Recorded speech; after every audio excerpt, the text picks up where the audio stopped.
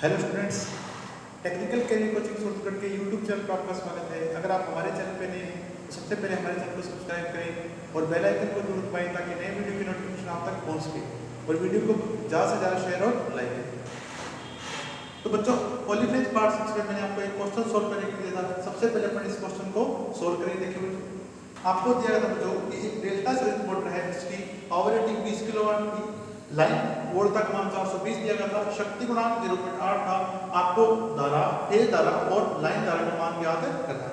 तो बच्चों देखिए, अपन आंसर इसको सोल्व करते हैं। P बराबर 3 VPH IPH गुणा में वोल्ट। आप पावर रेटिंग देखिए तो देखिए इसमें 20 गुणा में 1000। ठीक है बच्चों, डेल्टा सेल में VL और VPH का मान समान होता है, तो मैंने यहाँ पे VPH प्राप्त कर लिया बच्चों 420 वोल्ट। IPH का मान अपन को ज्ञात करना है बच्चों, पावर फैक्टर आपको दिया गया 0.8, पॉइंट टाइम में यहाँ पे क्या लगा बच्चों 10। ठीक है बच्चों, ये आपका ये अपने यहाँ से काट देंगे बच्चों। अब देखो बच्चों, IPH की अगर हम बात करेंगे तो IPH बराबर हमारे पास क्या होगा बच्चों 20 गुणा में 1000 और डिवाइड करना पड़ेगा बच्चों इनसे 3 गुणा में 42 गुणा में 1। तो अगर आप इसको कैलकुलेट करेंगे बच्चों, आपको आंसर प्राप्त होगा 19.84 एम्पीयर, यानी लगभग 20 एम्पीयर आपके फेज धारा का मान होगा। अब देखिए बच्चों, अगर अपन बात करते हैं लाइन धारा, डेल्टा सेल में लाइन धारा फेज धारा से √3 गुना अधिक होती है बच्चों। तो मान लीजिए यहाँ पे आप IL बराबर आप लिखेंगे बच्चों √3 गुणा में IPH का मान 19.84। तो अगर आप सोल्व करेंगे बच्चों तो ये आपको धारा जो प्राप्त होगी 34.36 एम्पीयर प्राप्त है। तो कई बच्चों ने बहुत सही आंसर करके भेजे। क्वेश्चन जरूर करें बच्चों, और क्वेश्चन करने के बाद आप रिप्लाई जरूर करें। ठीक बच्चों, आज अपन नया टॉपिक स्टार्ट करें बच्चों, सेल एंड बैटरी। स्क्रीनशॉट ले लीजिए बच्चों इस क्वेश्चन का।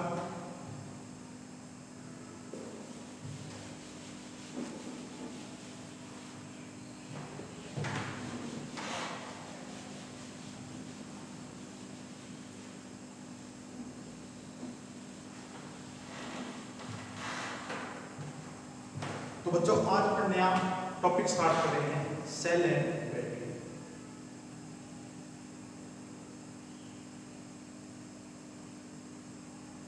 Part first.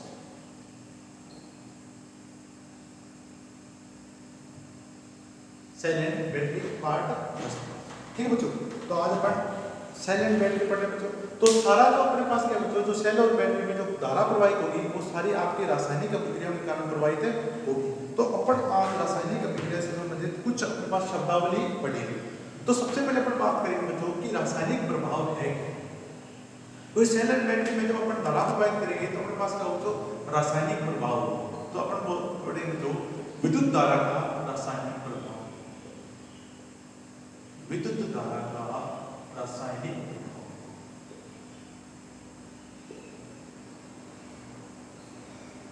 विद्युत धारा का रासायनिक प्रभाव। अब देखिए बच्चों, यदि अपन किसी द्रव में विद्युत धारा प्रवाहित करें, यानी द्रव मतलब क्या बच्चों, इलेक्ट्रोलाइट। यदि अपन किसी द्रव में विद्युत धारा प्रवाहित करते हैं और उसमें रासायनिक परिवर्तन होते हैं तो ये अपने पास क्या कहलाएगा बच्चों, विद्युत धारा का रासायनिक प्रभाव कहलाएगा। ठीक है बच्चों, अब इसके लिए अपन देखते हैं बच्चों, उदाहरण के लिए अपन बात कर सकते हैं। जैसे अपने पास निकेल और तांबे के अपन क्या करते हैं बच्चों, इलेक्ट्रोप्लेटिंग करते हैं। और अपन अगर बात करें बैटरी के सिरों पर दो इलेक्ट्रोड के बीच में वोल्टेज पैदा होना, ये भी अपने पास क्या बच्चों, रासायनिक प्रभाव है बच्चों। ठीक है बच्चों, तो अपन आप नोट कर लेंगे साथ के साथ। तो विद्युत धारा का रासायनिक प्रभाव पर क्या लिखेंगे बच्चों, किसी द्रव में विद्युत धारा प्रवाहित करने पर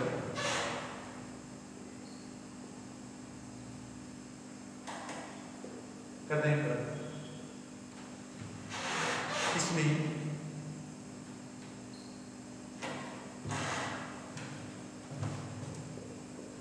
रासायनिक परिवर्तन होते हैं।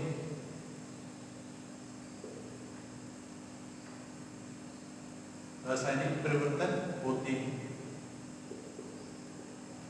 जिसे विद्युत धारा का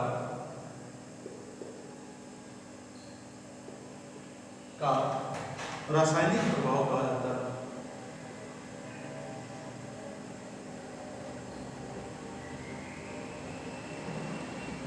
प्रभाव कहा जाता है। ठीक है बच्चों, तो अपने बात करेंगे बच्चों कि अगर अपने किसी द्रव में विद्युत धारा प्रवाहित करेंगे तो इसमें रासायनिक परिवर्तन होंगे। इसे अपन क्या बोलेंगे, जिसे विद्युत धारा का रासायनिक प्रभाव अपने पास कहा जाता है। अगर अपन बात करें बच्चों उदाहरण के लिए, तो अपने एग्जांपल क्या देखें बच्चों,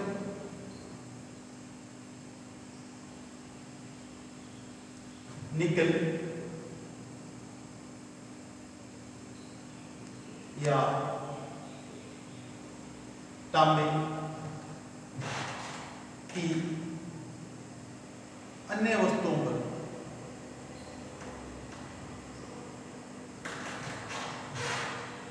परत चलाना। इस पर क्या बोलेंगे इलेक्ट्रोप्लेटिंग। तो इलेक्ट्रोप्लेटिंग में क्या होता है विद्युत धारा का रासायनिक प्रभाव। इसी प्रकार देखिए बच्चों बैटरी के सिरों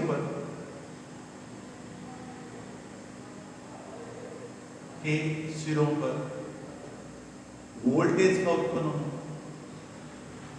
वोल्टेज का उत्पन्न,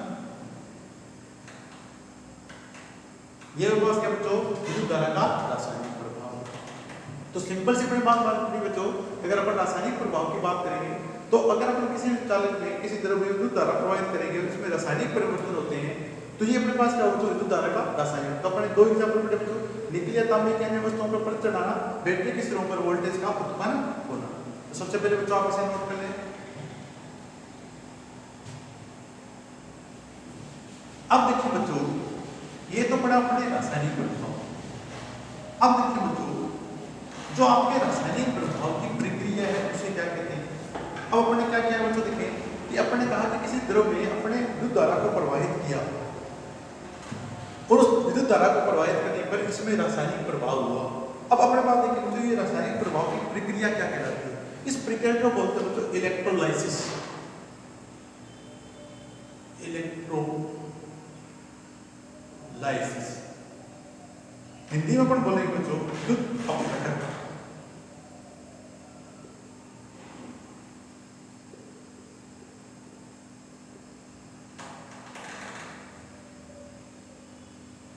हिंदी में बोलेंगे बच्चों इसको विद्युत अपघटन। ये इलेक्ट्रोलाइसिस है क्या, अपने पहले पढ़ा बच्चों रासायनिक प्रभाव और अपने बात को देखें दूसरा अपने पढ़ा बच्चों इलेक्ट्रोलाइसिस यानी विद्युत अपघटन। अब और बात देखें इसे अपन कैसे डिफाइन करेंगे, प्रदर्शित परिभाषित करेंगे। किसी द्रव में विद्युत धारा के प्रवाहित करने पर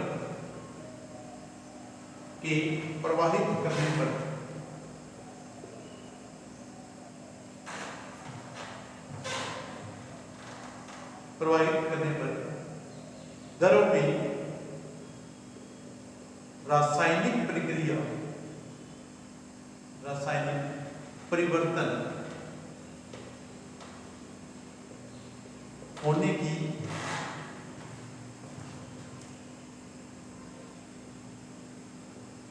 प्रक्रिया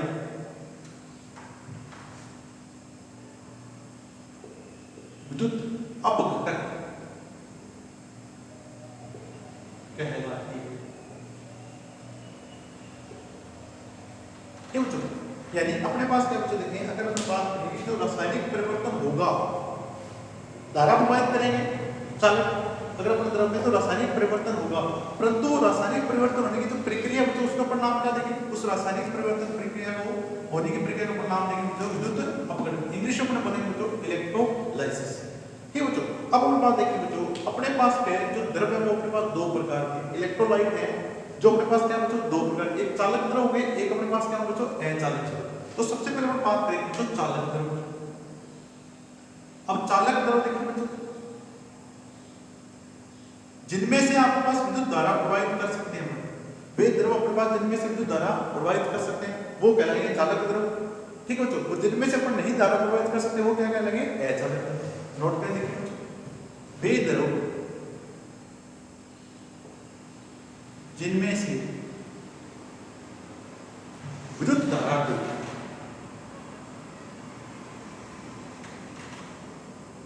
को प्रवाहित किया जा सकता है।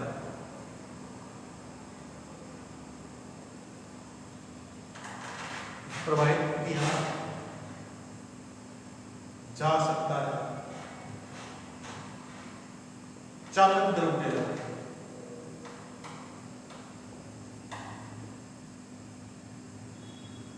चालक द्रव कहलाते हैं। ठीक है बच्चों, अब अपने पास देखिए बच्चों, जैसे अपने पास अमोनियम क्लोराइड का घोल है, ठीक है, और अपने पास क्या बच्चों सिल्वर नाइट्रेट का घोल है, तो ये अपने पास दोनों क्या होंगे बच्चों, चालक द्रव होंगे, इलेक्ट्रोलाइट होंगे। ठीक है, तो उदाहरण पर क्या लिखेंगे बच्चों, चालक द्रव के अगर आपसे उदाहरण पूछता है तो अपन क्या बोलेंगे, अमोनियम क्लोराइड। अमोनियम क्लोराइड, तो आपके पास अमोनियम क्लोराइड का घोल है बच्चों, वो आपके पास चालक द्रव है। इसी प्रकार देखिए बच्चों सिल्वर नाइट्रेट, सिल्वर नाइट्रेट का घोल अपने पास में बच्चों चालक द्रव है। दोबारा रिपीट करा बच्चों, देखिए अगर आपसे पूछता है इलेक्ट्रोलाइसिस क्या है, विद्युत अपघटन क्या है, तो अगर आप इस चालक में विद्युत धारा प्रवाहित करते हैं, किसी द्रव में विद्युत धारा प्रवाहित करते हैं, तो उसका रासायनिक परिवर्तन होने की जो प्रक्रिया होती है बच्चों, या घटना होती है, जो प्रोसेस होता है, उसे अपन बोलते हैं विद्युत अपघटन। अब अपने पहला पढ़ा चालक द्रव है वह द्रव है जिसमें से अपन विद्युत धारा को प्रवाहित कर सकते हैं। उदाहरण के लिए पढ़ेंगे अपने बच्चों अमोनियम क्लोराइड और सिल्वर नाइट्रेट का घोल है, इसमें अपन विद्युत धारा को प्रवाहित कर सकते हैं। अब हमारे पास बात करेंगे अचालक द्रव।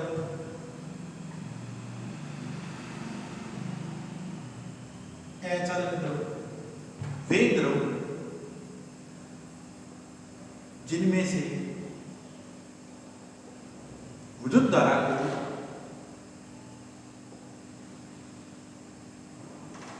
को प्रवाहित नहीं किया जा सकता है, नहीं किया जा सकता है, अचालक द्रव कहलाते हैं। अचालक द्रव कहलाते हैं।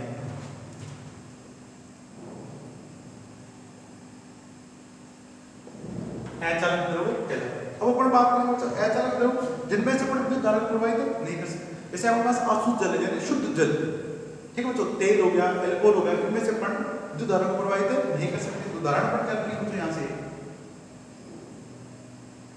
अशुद्ध जल, अशुद्ध जल, तेल, अल्कोहल आदि, ये वो द्रव है जिनमें से अपन विद्युत धारा को प्रवाहित नहीं कर सकते। तो पहला अपने पता जो रासायनिक प्रभाव, दूसरा अपने पढ़ा इलेक्ट्रोलाइसिस यानी विद्युत अपघटन। विद्युत अपघटन वो है जिनमें अपन रासायनिक परिवर्तन होने की प्रक्रिया होती है, उसे अपन क्या बोलते हैं तो विद्युत अपघटन। नोट कर लीजिए बच्चों यहां तक आप।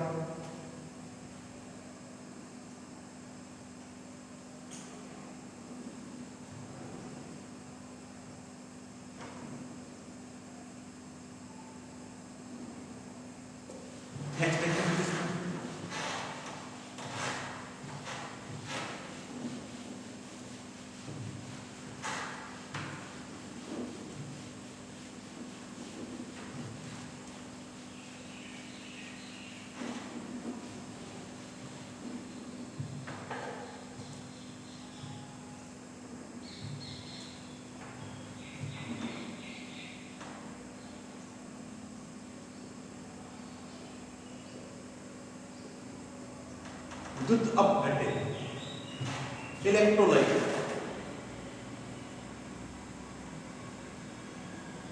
इलेक्ट्रोलाइट। अब देखिए बच्चों इसके बारे में बात करेंगे।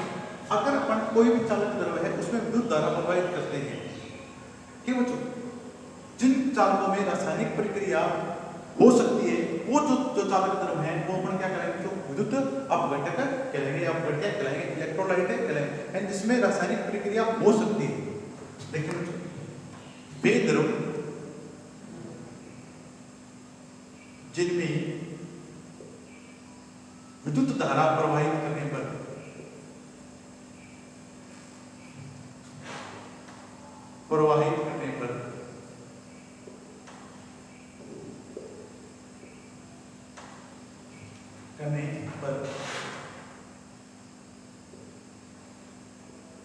विद्युत अपघटन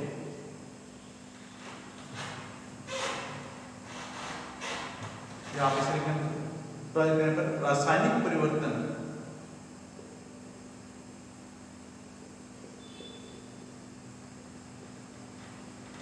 की प्रक्रिया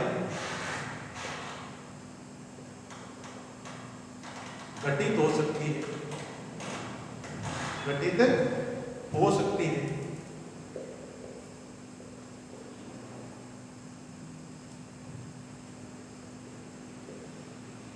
विद्युत अपघट्य कहलाते हैं, विद्युत अपघट्य या इलेक्ट्रोलाइट कहलाते हैं, इलेक्ट्रोलाइट कहलाते हैं।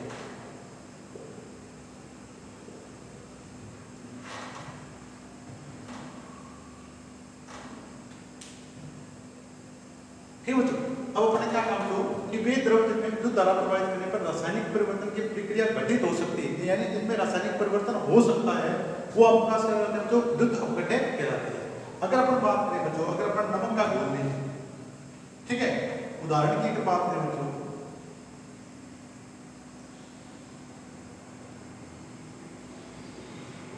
अगर अपन नमक युक्त पानी में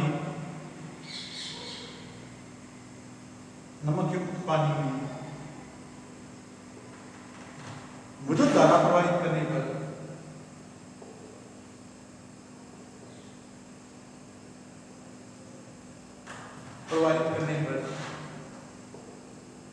इसका अम्लीय या क्षारीय होना, अम्लीय एसिडिक या बेसिक क्षारीय। अब जैसे अगर अपन नमक के घोल में अगर अपन धारा प्रवाहित करते हैं, ठीक है, अगर आप अपन बात करते हैं तो अगर आपके पास अशुद्ध जल है तो अगर उसमें आप थोड़ा सा नमक मिला देंगे तो धारा प्रवाहित होनी स्टार्ट हो जाएगी। तो इसलिए अपन बात करें बच्चों, देखिए कि अगर अपन विद्युत अपघट्य या इलेक्ट्रोलाइट वो होते हैं जिनमें अगर अपन धारा प्रवाहित करते हैं तो रासायनिक प्रक्रिया परिवर्तन की प्रक्रिया घटित हो सकती है। अगर प्रक्रिया घटित हो सकती है तो वो क्या कहेंगे बच्चों, इलेक्ट्रोलाइट कहलाएंगे। तो उदाहरण में क्या लिखा बच्चों, अगर अपन नमक युक्त पानी में विद्युत प्रवाहित करते हैं तो ये अम्लीय या क्षारीय में परिवर्तित हो जाएंगे। नोट कर लीजिए बच्चों इसको। अब और बात करें बच्चों इलेक्ट्रोड के बारे में। इलेक्ट्रोड क्या है?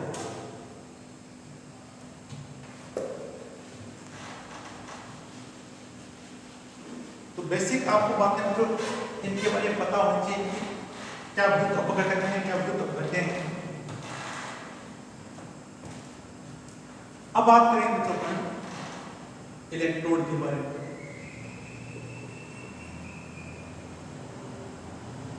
ठीक बच्चों, अब आपके पास हमेशा इलेक्ट्रोड अपने पास कितने होंगे बच्चों? दो इलेक्ट्रोड होंगे। इलेक्ट्रोड अपने पास कितने बच्चों? दो होंगे। एक एनोड होगा, एनोड होगा जिसे हमेशा बोलते हैं तो धनात्मक, इसे अपन क्या बोलते हैं? अपन धनात्मक। दूसरा अपने पास क्या होगा? कैथोड होगा, कैथोड होगा जिसे अपन क्या बोलते हैं? ऋणात्मक। अब देखिए बच्चों, जो इलेक्ट्रोलाइट होगा, जो विद्युत अपघट्य होगा, उसके बीच में अपन दो इलेक्ट्रोड रखेंगे जो विद्युत धारा प्रवाहित करने के लिए। ठीक बच्चों, अब दोनों में से एक इलेक्ट्रोड धनात्मक होगा, दूसरा अपने पास ऋणात्मक इलेक्ट्रोड होगा। अब देखिए बच्चों, अगर आपके पास एक धनात्मक इलेक्ट्रोड है, ठीक बच्चों, तो इस धनात्मक इलेक्ट्रोड से क्योंकि धारा हमेशा प्लस से अपने पास क्या जाती है बच्चों? माइनस की। अब अपने पास धनात्मक इलेक्ट्रोड होगा बच्चों, वहां से अपने पास जो धारा होगी वो अपने पास क्या बच्चे?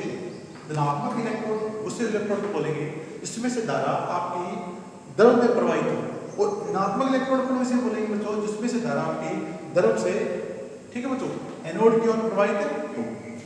तो अपन बात करें बच्चों इलेक्ट्रोड के बारे में। तो इलेक्ट्रोड अपने पास क्या बच्चों?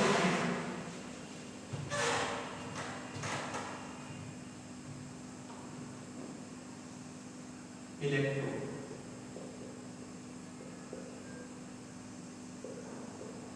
किसी द्रव या घोल में विद्युत धारा प्रवाहित करने के लिए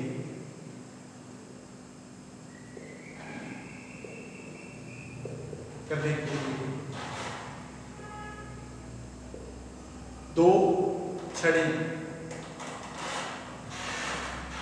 या चालक या चालक द्रव में डुबोए जाते हैं, द्रव में रखे जाते हैं या डुबोए जाते हैं, मतलब जो कि इलेक्ट्रोड कहलाते हैं, जो कि इलेक्ट्रोड कहलाते हैं, इलेक्ट्रोड।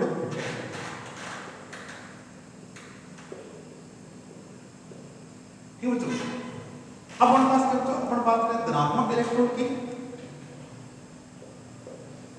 धनात्मक इलेक्ट्रोड, अब अपन इस धनात्मक इलेक्ट्रोड को बच्चों बोलेंगे एनोड।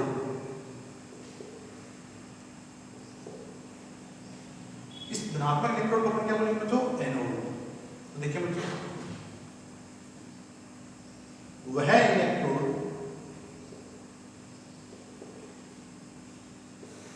जिसमें से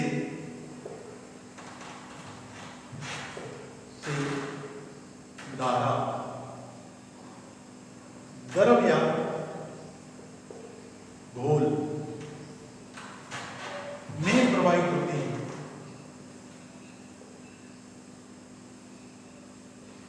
प्रवाहित क्यों? चलो हमारे पास तो धनात्मक इलेक्ट्रोड अपने पास क्या बच्चों? वह इलेक्ट्रोड है जिसमें से धारा द्रव या घोल में प्रवाहित होती है। अब दूसरा इलेक्ट्रोड हमारे पास क्या बच्चों? देखें, ऋणात्मक इलेक्ट्रोड, ऋणात्मक इलेक्ट्रोड, इसे अपन बोलेंगे बच्चों कैथोड। इसे अपन बोलेंगे बच्चों कैथोड। वह इलेक्ट्रोड जिसमें से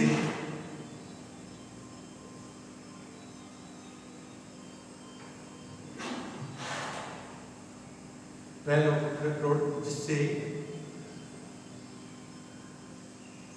धारा या जिसमें धारा द्रव से प्रवाहित होती है,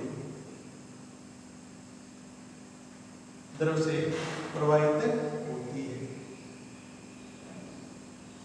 ठीक है बच्चों? अब कैथोड अपन बच्चों से बोलेंगे, द्रव से धारा प्रवाहित किसमें बच्चों? कैथोड में प्रवाहित होगी, तो अपन इसे क्या बोलेंगे बच्चों? कैथोड बोलेंगे। तो नोट कर लीजिए बच्चों। देखिए, तो इलेक्ट्रोड के बारे में बात की मैंने, इलेक्ट्रोड हमेशा अपने पास दो होंगे। किसी द्रव या घोल में विद्युत धारा प्रवाहित करने के लिए दो छड़े या चालक द्रव रखे जाते हैं, चालक द्रव में रखे जाते हैं, जो कि अपने पास क्या कहलाते हैं बच्चों? इलेक्ट्रोड कहलाते हैं।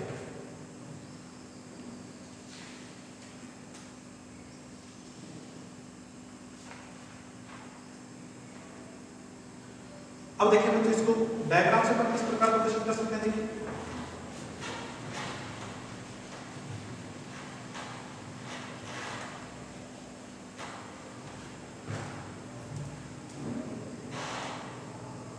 ये अपने पास कंटेनर है बच्चों, ये अपने इसमें गोल होगा। अब अपने कहा बच्चों, ये अपने पास दो इलेक्ट्रोड होंगे,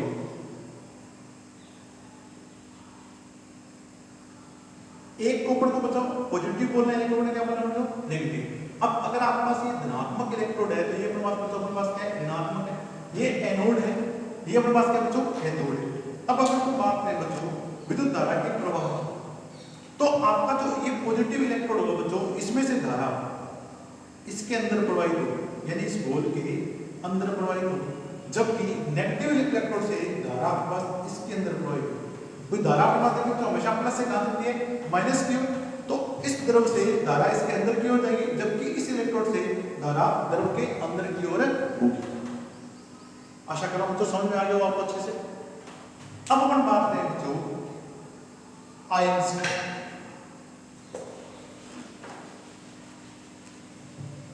आयन क्या है? देखिए हमारे पास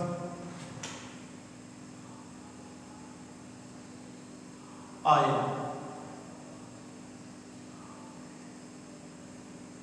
अब देखिए बच्चों, आपकी जो इलेक्ट्रोलाइसिस की प्रक्रिया है, यानी विद्युत अपघटन की जो प्रक्रिया, तो देखिए इलेक्ट्रोलाइसिस, ठीक है बच्चों, इलेक्ट्रोलाइसिस यानी विद्युत अपघटन, विद्युत अपघटन, इलेक्ट्रोलाइसिस। अब हम देखो जो इलेक्ट्रोलाइसिस की जो प्रक्रिया है, अब इस विद्युत अपघटन जो इलेक्ट्रोलाइसिस की जो प्रक्रिया है उसके कारण जो आपका इलेक्ट्रोलाइट है, इलेक्ट्रोलाइट के अणु, जो इलेक्ट्रोलाइट के जो अणु होंगे वो आपके बच्चों इसके अवयवी भागों में विभाजित होंगे, ये अणु इसके अवयवी भागों में विभाजित हो जाते हैं।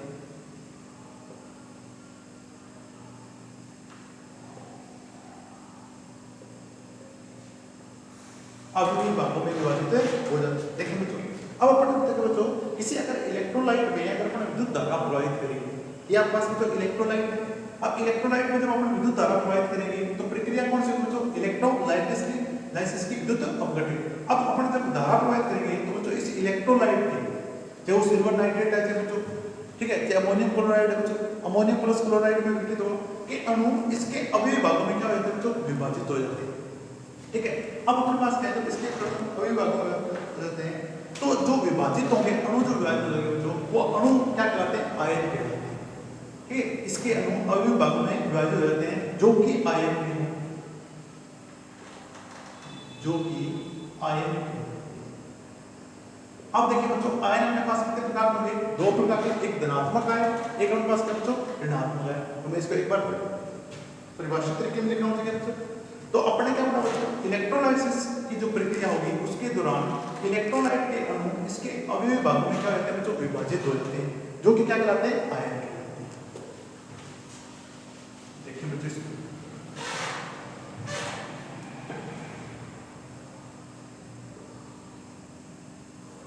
इलेक्ट्रोलाइसिस हिंदी में हम बोलेंगे बच्चों विद्युत अपघटन।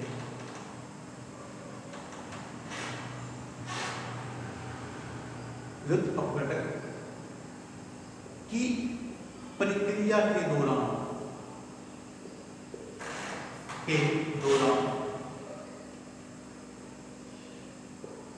इलेक्ट्रोलाइट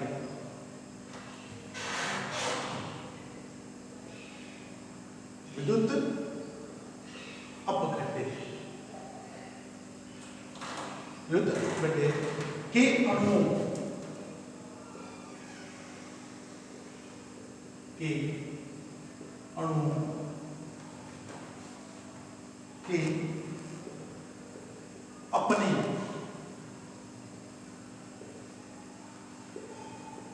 के अपने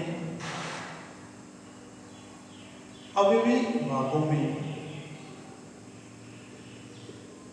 विभाजित हो जाते हैं, अवयवी भागों में विभाजित। अब ये जो इसके अवयवी भाग हैं जो वो अपने पास क्या कहलाते हैं, जो आयन कहलाते हैं, जो कि आयन कहलाते हैं,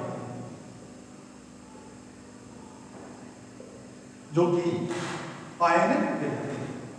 ठीक है बच्चों, तो अपने क्या पढ़ा बच्चों, जो इलेक्ट्रोलाइसिस है या विद्युत अपघटन है, ठीक है, कि प्रक्रिया के दौरान इलेक्ट्रोलाइट या विद्युत अपघटन एक अणु अपने अवयवी भागों में क्या होता है, जो विभाजित होता है, जो कि क्या कहलाते हैं बच्चों, आयन कहलाते हैं। अब अपन बच्चों इलेक्ट्रोड के बीच में जब अपन विभवांतर लगाएंगे, दो इलेक्ट्रोड के बीच में जब अपन विभवांतर लगाएंगे तो आपके पास देखिए बच्चों, आपके पास जो धनात्मक आयन है वो अपने पास कहां पहुंचेंगे, कैथोड की ओर, और ऋणात्मक आयन अपने पास कहां पहुंचेंगे बच्चों, एनोड की ओर। तो आगे लिखेंगे बच्चों, देखिए इलेक्ट्रोड के बीच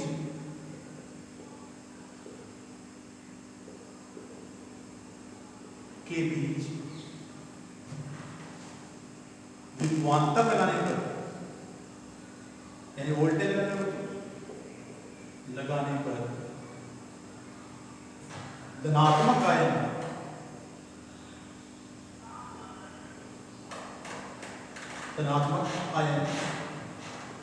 कैथोड इलेक्ट्रोड की कैथोड की ओर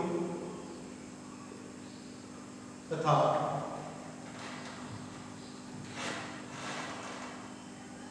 ऋणात्मक आयन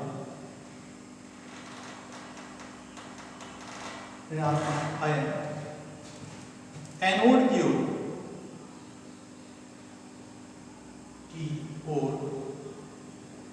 आकर्षित होते हैं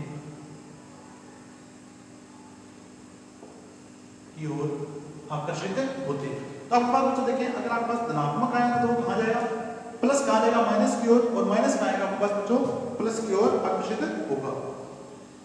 और जैसे ही अपने पास ये धनात्मक या एनोड या कैथोड पर पहुंचे बच्चों, तो इन पे जो आवेश है वो अपने पास क्या हो जाएगा बच्चों, समाप्त हो जाएगा। आयन के धनात्मक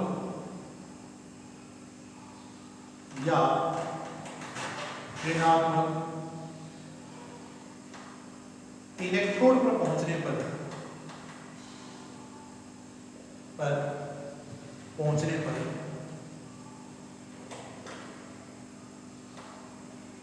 आयन का आवेश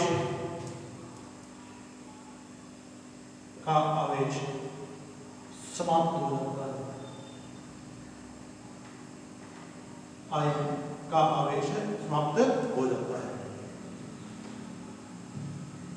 अब देखिए बच्चों, जो आपके अणु होंगे, अणु जो आपके आयन में परिवर्तित हुए, इसे अपने बोलेंगे बच्चों आयनीकरण। तो अणुओं के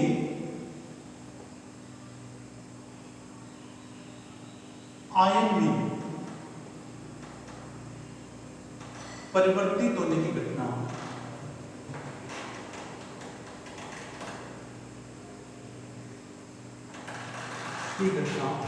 आयनीकरण कहलाती है। आयनीकरण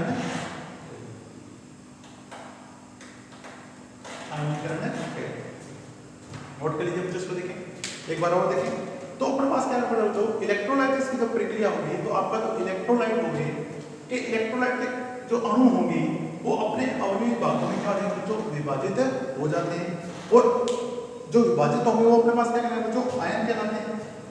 जो अपने पास क्या तो विभाजित है वो क्या कहलाएंगे, आयन कहलाएंगे। अब अगर अपन इलेक्ट्रोड के बीच में अगर अपन विभवांतर लगाते हैं, वोल्टेज लगाएंगे, तो आपके कैथोड धनात्मक आयन को कहां जाएंगे बच्चों, कैथोड की ओर, और ऋणात्मक आयन अपने पास आएंगे एनोड की ओर आकर्षित होते हैं। तो आयन के धनात्मक या ऋणात्मक इलेक्ट्रोड पर पहुंचने पर आयन आपके पास आयन का जो आवेश है वो क्या है बच्चों, समाप्त हो जाएगा। अणुओं के आयन में परिवर्तित होने की घटना क्या कहलाती है, आयनीकरण कहलाती है। नोट कर लीजिए बच्चों इसको।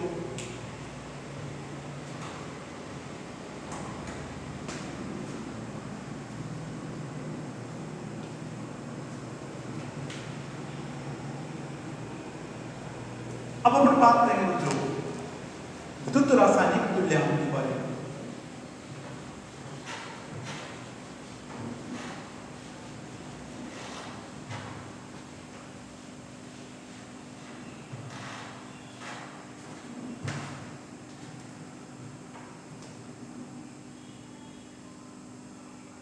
विद्युत रासायनिक तुल्यांक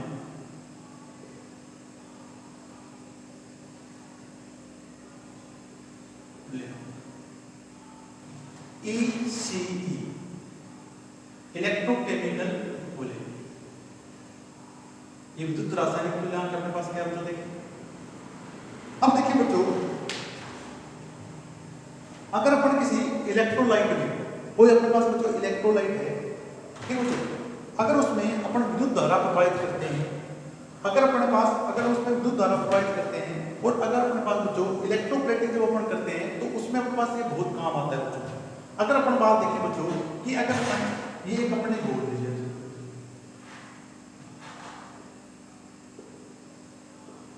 ठीक है बच्चों, ये अपने सिल्वर नाइट्रेट का अपने क्या लिया बच्चों, घोल ले लिया। अब अपन क्या करें बच्चों, देखिए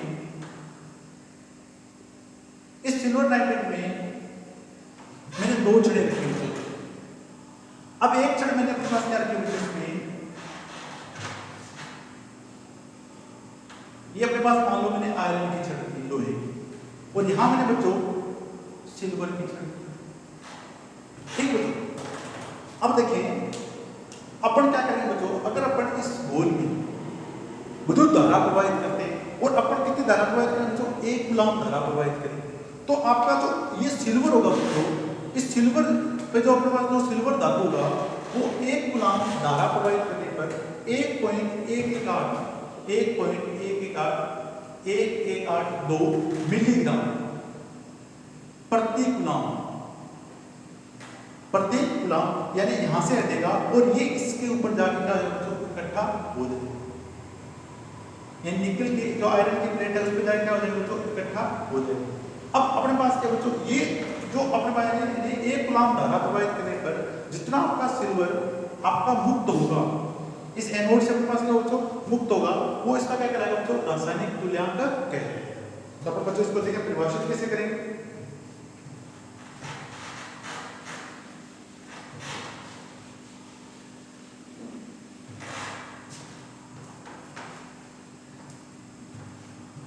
किसी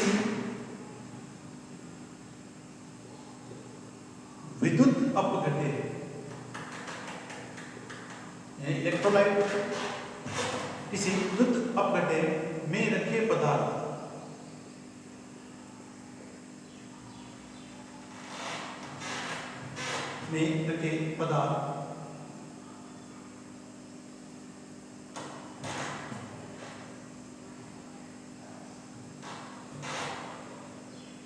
की वह मात्रा जो 1 कूलम आवेश प्रवाहित करने पर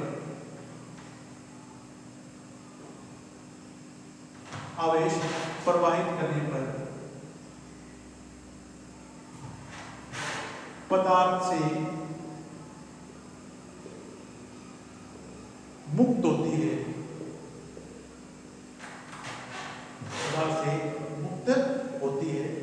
पदार्थ का विद्युत रासायनिक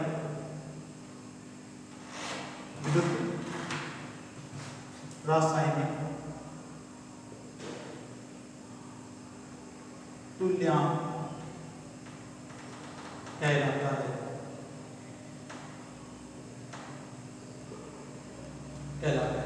ठीक है बच्चों, यानी अपने कोई विद्युत घटक में अपन कोई पदार्थ रख रहे हैं, ठीक है, पदार्थ की वह मात्रा जो 1 कूलम आवेश प्रवाहित करने पे पदार्थ से मुक्त होती है। कितना कूलम बच्चों, 1 कूलम आवेश प्रवाहित करने पे मुक्त होती है, तो वह पदार्थ का क्या कहलाएगा बच्चों, रासायनिक तुल्यांक कहलाता है। जैसे अभी मैंने बताया बच्चों, तो चांदी का जो अपने पास क्या बच्चों, चांदी का रासायनिक तुल्यांक अपने पास क्या होगा बच्चों,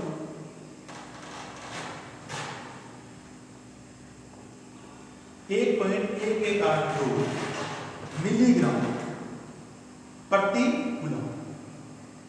अगर आप तो सिल्वर नाइट्रेट के घोल में 1 कूलम अगर अपन धारा प्रवाहित करेंगे तो आपका जो सिल्वर है बच्चों, 1 कूलम धारा प्रवाहित करने पर 1.118 मिलीग्राम वहां से हटकर आपका आयरन की छत पे क्या होगा बच्चों, एकत्रित हो जाएगा। तो यानी इसका रासायनिक तुल्यांक अपने पास किसके लिए होगा बच्चों, 1.118 मिलीग्राम प्रति कूलम। अगर अपन सिंपल भाषा में बात करें बच्चों, तो यदि 1 कूलम धारा प्रवाहित करने पर अगर कितना आपका पदार्थ से वो आपका पदार्थ हटता है, वो अपने पास क्या कहलाएगा, उसका रासायनिक तुल्यांक कहलाता है। नोट कर लीजिए बच्चों इसको। अब देखिए बच्चों, फेराडे ने विद्युत अपघटन के 2 नियम दिए बच्चों। देखिए अपन उन नियमों की बात करेंगे तो देखिए,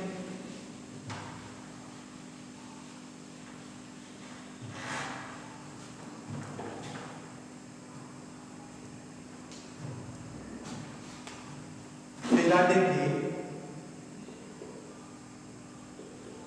विद्युत अपघटन के नियम,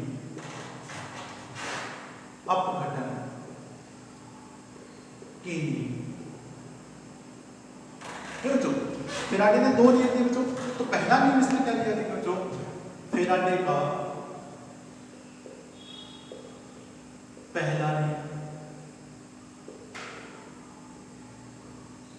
अब देखिए बच्चों, फेराडे का जो पहला नियम था बच्चों, देखा इसने क्या कहा बच्चों कि अगर अपन किसी इलेक्ट्रोलाइट में जो पदार्थ रखते हैं बच्चों, उसमें अपना विद्युत धारा प्रवाहित करेंगे तो पदार्थ से जो पदार्थ में विद्युत धारा प्रवाहित जितना मुक्त होगा वो उसमें प्रवाहित धारा का क्या होगा बच्चों, समानुपाती होगा। तो इसमें क्या लिखा देखिए बच्चों, इसमें क्या बताएगा, किसी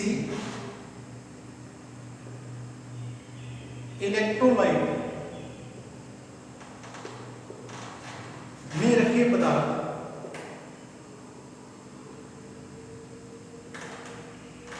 किसी इलेक्ट्रोलाइट में रखे पदार्थ से मुक्त होने वाली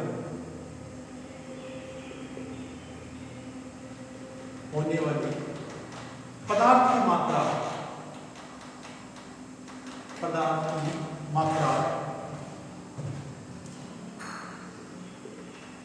उस इलेक्ट्रोलाइट में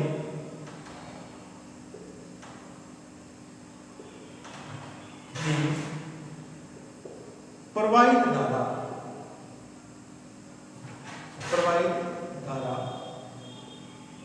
के समानुपाती होती है।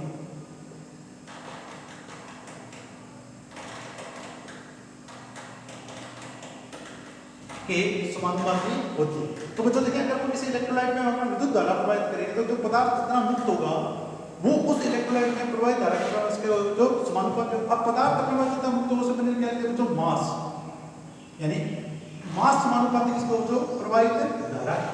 अब देखिए बच्चों, अपन आई बराबर क्या लिखते हैं बच्चों, क्यू भी लिखते हैं, क्यू बटा टी। तो या अपन क्या लिख सकते हैं बच्चों, मास समानुपाती होगा क्यू की। अब देखिए बच्चों, क्यू बराबर अपन क्या लिखते हैं, या आई बराबर अपन क्या लिखते हैं, आवेश प्रवाह की तरफ क्या बोलते हैं बच्चों, धारा। तो क्यू बराबर अपन क्या लिख सकते हैं, आई गुणा में टी। तो मास समानुपाती होगा बच्चों आई गुणा में टी। और अगर अपन समानुपाती हटाएंगे बच्चों तो अपन यहाँ तुल्यांक लगा देंगे, कांस्टेंट लगा देंगे जेड आई गुणा में। अब अपने पास बच्चों यहाँ पे जेड अपने पास है रासायनिक तुल्यांक, यानी जिस अपन पदार्थ को रख रहे हैं उसका रासायनिक तुल्यांक। आई अपने पास क्या बच्चों, प्रवाहित धारा। और टी अपने पास क्या बच्चों, कितने समय तक आपकी धारा इस गोल में प्रवाहित की गई। नोट कर लें बच्चों, देखिए यहां से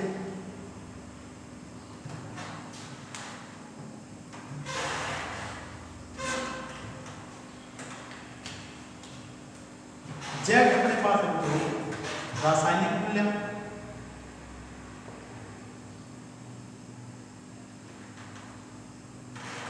आई अपने पास है बच्चों प्रवाहित धारा, और टी अपने पास क्या बच्चों, समय।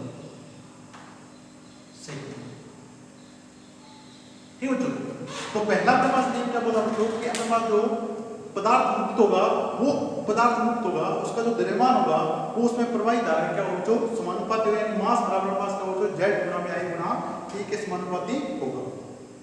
इसी प्रकार से बच्चों दूसरा नियम दिया, देखिए नोट करें इस नियम को।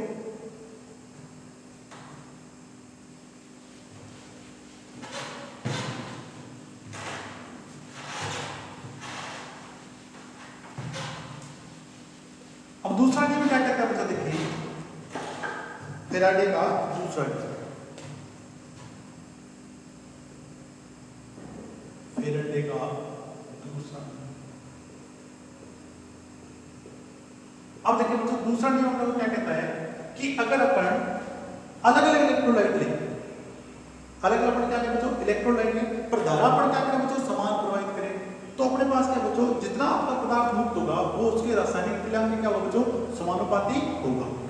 यहाँ देखिए बच्चों, अगर अपन बात करते हैं एक सिल्वर टाइटेट का घोल है, अमोनियम क्लोराइड का, अलग अलग घोल है, पर धारा पर क्या करें बच्चों, समान प्रवाहित करें। दूसरा नियम क्या बोलते हैं, यदि अलग अलग इलेक्ट्रोलाइट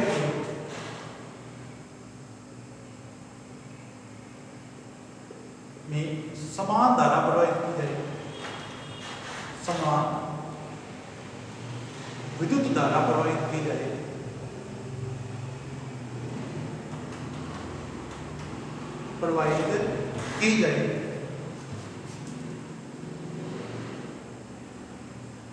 तो इलेक्ट्रोलाइट में रखे पदार्थ के मुक्त होने की मात्रा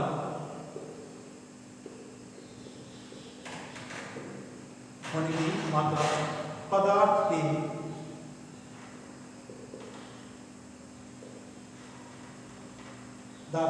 द्रुत रासायनिक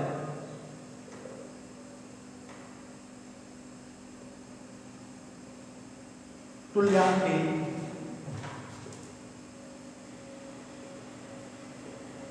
के समानुपाती होगी।